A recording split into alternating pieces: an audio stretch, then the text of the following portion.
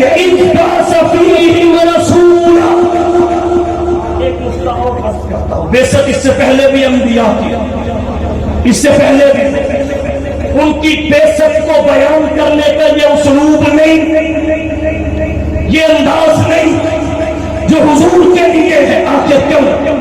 میرا ذوق اور وجدان کہتا ہے باقی انبیاء اور رسل کے آنے سے کثر نبوت کی فقط تعمیر ہوئی، تعمیر، اور حضور کے آنے سے تکمیل ہو۔ تکمیل کو ختم نبوت کہتے ہیں، اسی تکلیف کو ختم نبوت کہتے ہیں۔ اور دیکھیں اسی وقت چڑھتی ہیں جب سیتا سب کرتا ہے جب مکان مکمل ہوگا۔ حضور کے آنے سے نبوت کا مکان مکمل ہوا ہے۔ اللہ نے پھر اس طرح احسان کا بیان کیا ہے کہ اس سے پہلے پورے قرآن میں نظر اس بعث فیہم رسولا۔ ایک بات یہاں اور عرض کر، علماء طلباء کی کثرت ہے، رسول نکرہ ہے، نکرہ مانا بنے گا جب ان میں ایک رسول بھیجا، ایک رسول نکرہ۔ سوال یہ ہے، معروف روایت کے مطابق مرسلین کی تعداد 313 ہے، ایک رسول چیوانہ دار۔ اس کا کیا مطلب ہے؟ اس کے بہت سارے جوابات ہیں، دو آپ کی توجہ کی نظر کروں گا۔ ایک جواب تو یہ ہے 312 رسول بنی اسرائیل میں آئے، 312 بنی اسرائیل میں آئے، 313واں بنی اسماعیل میں آیا، اور اس 313ویں کے بعد 314واں نہیں ہے، 314واں نہیں ہے، اس لیے ایک ہی رسول ہے۔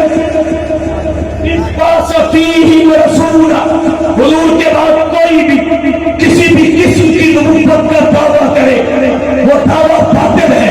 تعبیر کے بعد بغیر کسی تعویل اور تخصیص کے اللہ کے آخری نبی ہے، تو اس ایک کی بات کی گئی جو بنی اسرائیل میں آیا، بنی اسرائیل کا زمانہ گزر گیا، جو بنی اسرائیل میں آیا اس کے بعد قیامت آئے گی، نبی پیدا نہیں ہوگا۔